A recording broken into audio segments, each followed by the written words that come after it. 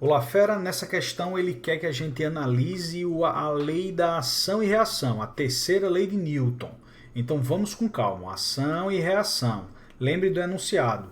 Todo corpo que exerce uma ação vai aparecer uma reação de mesma intensidade, mesma direção e sentido contrário, tá bom? Então vamos ler aí com calma cada uma das alternativas e vamos explicá-las. A letra A diz o seguinte, ó, algumas pessoas conseguem tirar a toalha de uma mesa puxando-a rapidamente, de modo que os objetos que estavam sobre a toalha permaneçam em seus lugares sobre a mesa.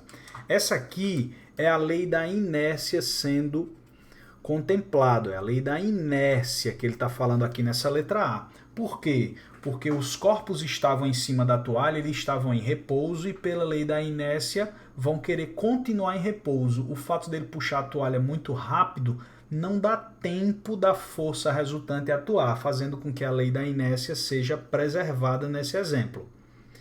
Letra B, por sinal é um exemplo bem clássico esse da toalha. Um corpo, ao ser lançado verticalmente para cima, atinge o ponto mais alto da trajetória e volta ao ponto de lançamento. Veja, esse aí que ele falou na letra B é uma coisa que acontece, a gente joga um objeto para cima, ele atinge o ponto de altura máxima e depois volta, mas isso é por conta da força resultante, que nesse exemplo aí é o peso, que fica sempre atuando para baixo. Então, ao jogar alguma coisa para cima, o fato do peso estar puxando para baixo vai fazer com que ele desacelere na subida, atinja a velocidade zero e depois volte. Não tem nada a ver com a ação e reação, tranquilo? Letra C.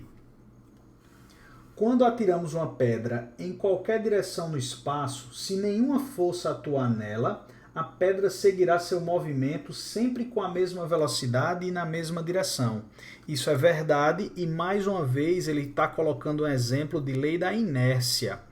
Um corpo em movimento retilíneo uniforme vai tender a permanecer em movimento retilíneo uniforme, a menos que uma força externa atue sobre ele.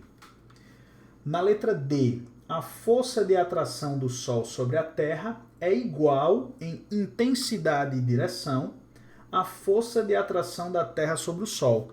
Verdadeiro. Essa aqui é ação e reação no seu mais puro significado. Ó. A força que um corpo exerce sobre o outro é igual a que esse outro exerce sobre o primeiro, com a mesma intensidade, mesma direção e sentido oposto. Ele falou exatamente isso aí na letra D. E por último, vamos analisar a letra E.